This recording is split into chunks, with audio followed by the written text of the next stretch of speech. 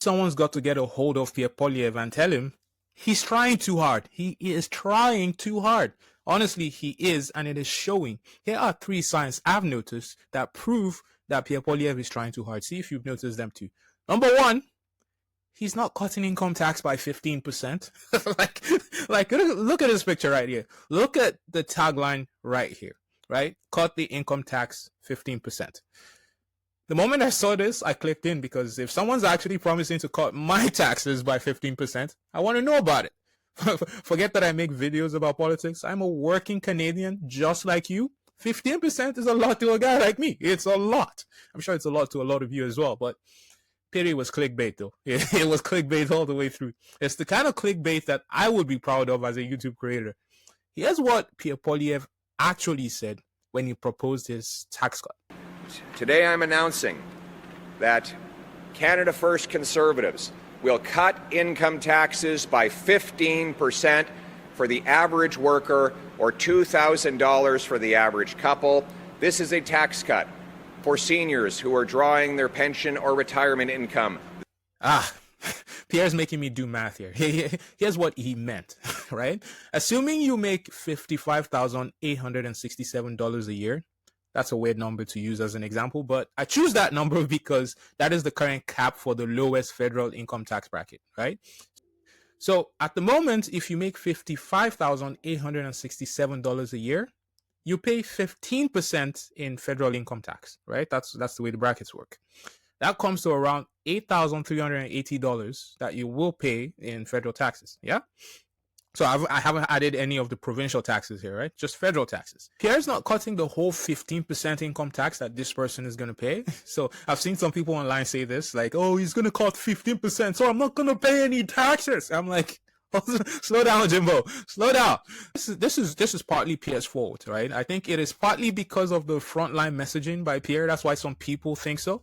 So what Pierre is actually cutting is that $8,380 in income tax that you pay, right? You pay 15% of $55,867. So instead of paying $8,380 in income tax, you're now paying with Pierre's tax cut here, you're paying $7,127. Sorry about the ugly numbers, but that's just the way it works out, right? That $7,127 is about 15% less than $8,380, right? So that's where the 15% comes from. Another way you could think of this is he is reducing the tax rate on the lowest tax bracket from 15% to 12.75%. But of course, saying that is not very sexy, right? It doesn't slap in the same way. He is cutting the rate by 2.25%. So that's what Pierre Poilievre is actually doing. That's more than what the Liberals are promising. McCartney, on his side, promised he will reduce the tax rate on the lowest income tax bracket by 1%. Today, I'm proposing a middle-class tax cut to help all working Canadians get ahead.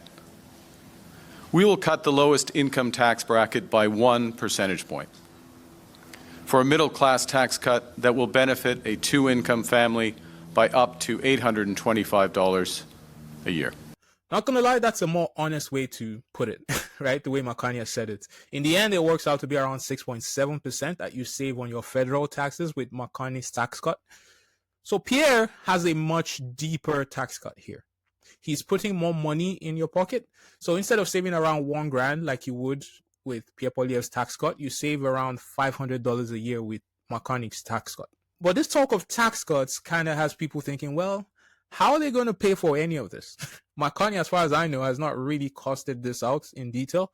Pierre, on his side, has said he'll cut bureaucracy and foreign aid to pay for these tax cuts. You guys know me. I'm the eternal bullshit caller, so I'll tell you the way it is. Do you remember when I told you that none of these guys would fix the budget? Remember, I made a video about this and people laughed at me. I said that about a month ago. It was obvious then and it is obvious now. Pierre Poilievre cannot pay for these policies with just cutting bureaucracy and foreign aid. It will help, but what you should be more worried about is what services Pierre Poilievre will cut in order to pay for these policies. Remember, it is $1 of savings for $1 of spending. Pierre Poilievre has told us this, right? So is that service that he will choose to cut worth more to you than $1,000? Like maybe he will choose to cut dental care. Maybe he'll choose to cut $10 a day childcare, right? Is that worth $1,000 to you? That's the decision you have to make for yourself, right? And this applies to McCartney as well. I think McCartney is not even pretending he will balance the budgets. You know, when he says, "Oh, there will be an operational side or there will be an investment side," he's not balancing shit. He's not balancing shit. I think we will continue to see monumental deficits under McCartney. Whether his plan to catalyze private dollars actually works out, we'll just have to see, right? If he wins. Anyways, here's the second reason I think Pierre Poilievre is trying too hard. He keeps changing his campaign slogans, guys. He keeps changing his campaign slogans. You know, I remember a simpler time when it was 3 simple phrases. It was axe the tax, fix the budget, and stop the crime. Once in a while, he'll throw in build the homes, you know. But by and large, it was axe the tax, fix the budget, and stop the crime. That was a much simpler time, right? Pierre Poilievre was also 25 points clear in the polls at the time, right? Back then, everybody believed the polls. Suddenly, everyone's a critic now. Everybody's like, "Oh, they're so fake." Nah, guys, don't do that. Like, if you believe the polls when Pierre Poilievre was up 25 points, you got to believe them now that he's down. It's just the way it is. You play the game. That doesn't mean McCartney's going to win, but that's just what the polls say. The funny thing is I actually made a video predicting this turn in the polls, and I got a ton of hate from conservatives about it. People called me all sorts of names. You guys are so sensitive. Like, and by the way, I hope you guys have not lost count of how many things I've got right in the last few weeks. Look, I'm a reasonable guy. I don't dislike Pierre Poilievre. I just make a call based on what I see, and it turns out I'm not terrible at predicting things, right? I will tell you who I think will win the election in the last week of the campaign, so stay tuned for that prediction. But here's the thing, though. You've seen Pierre Poilievre almost abandon his trusted slogans. Like, on Flag Day, he unveiled Canada First, which sounds suspiciously like America First. Like, he's not beating those charges about being a MAGA guy. He's not beating the charges. He's trying to distance himself from Trump, but here he comes with Canada First. Like, now, with the campaign launch, it is Canada First for a change. It's really messy, right? There's too many slogans now. There's just too many now. The reason he sort of departed from axe the tax, fix the budget, and stop the crime is because the discussion has kind of moved on, right? The Liberals have been handed the gift of Donald Trump, and they have successfully made him the ballot question. We know if this is a fight on affordability, Pierre wins that clear. He wins that debate easy. But we know if the fight is about Donald Trump and who can handle Donald Trump, Pierre is going to lose that battle all day. It's just the way it is. It is that simple. It benefits the Liberals to keep the discussion about Donald Trump. They need to build that man a statue if they win this election, the Liberals. I'm just saying. They need to build Donnie a statue. Late last week, we started to see the discussion sort of shift back to affordability and home affairs, you know? Then Danielle Smith happened. Like, I think it's interesting that Pierre Poilievre doesn't seem to have a good relationship with any of the conservative premiers, barring Danielle Smith. Doug Ford even seems to be supporting McCartney, which is a very interesting thing. Danielle Smith supports Pierre Poilievre, but I think she needs to stop. She needs to stop. Like, Pierre Poilievre should send her a cease and desist or something. Like, stop helping. Like, she's such a loose cannon. She just needs to stop helping. She's hurting Pierre Poilievre now, right? Pierre Poilievre doesn't need her to win Alberta. He will win that anyways. And the rest of the country dislikes Danielle Smith enough that if she keeps inserting herself and getting involved, she will hurt Pierre Poilievre. So it is not in his interest to stand too close to Danielle Smith. I'm just saying. So last week, as I said, the discussion had started to move away from Trump. We were starting to talk a lot more about affordability and housing and that kind of stuff. This kind of stuff Canadians want to hear about.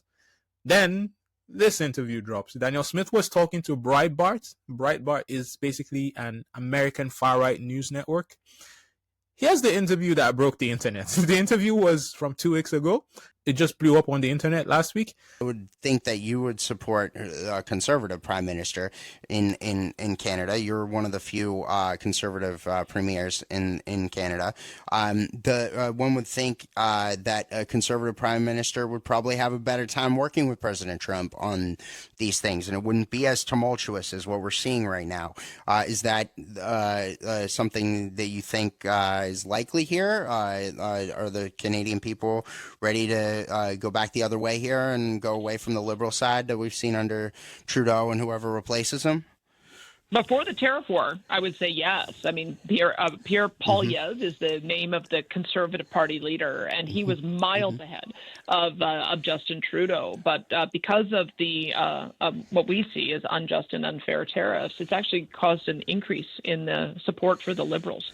And so that's what I fear, is that the longer this dispute goes on, politicians posture, and it seems to be benefiting the Liberals right now. So I would hope that we could put things on pause. This is what I've told administration officials. Let's just put things on pause so we can get through an election. Let's have the best person at the table make the argument for how they would deal with it. And I think that's Pierre Poilievre. And I do agree with you that if we do have Pierre as our prime minister, then I think that there's a number of things that we could do together. Pierre believes in development. He believes in low-cost energy. He believes that we need to have low taxes. Doesn't believe in any of the woke stuff that we've seen taking over our politics for the last 5 years. So I would think that there's probably still always going to be areas that are skirmishes or disputes about particular industries when it comes to the border. But I would say, on balance, the perspective that Pierre would bring would be very much in sync with, I think, where the new direction in America. And I think we'd have a really great relationship for the period of time they're both in. So President. Ooh-wee. She said she would hope that they would pause tariffs to allow us to get through an election, because the tariff situation currently favors the Liberals. She's literally, loose cannon Danielle Smith here, she's literally asking a foreign government to change their policy and basically interfere in our electoral process in order to favor Pierre Poilievre. She also said she believed Pierre Poilievre's perspective is very much in sync with Donald Trump. Like, imagine you're Pierre Poilievre sitting there right now. Yeah, like, you've been working so hard to distance yourself from Trump. Like, Trump even threw him a bone and said, Pierre's not a MAGA guy. And Pierre has been running with that. Like, I'm not a MAGA guy, that kind of thing. Trump has been relatively quiet on Canada the last few days. Like Trump is actually doing his best not to insert himself into the conversation.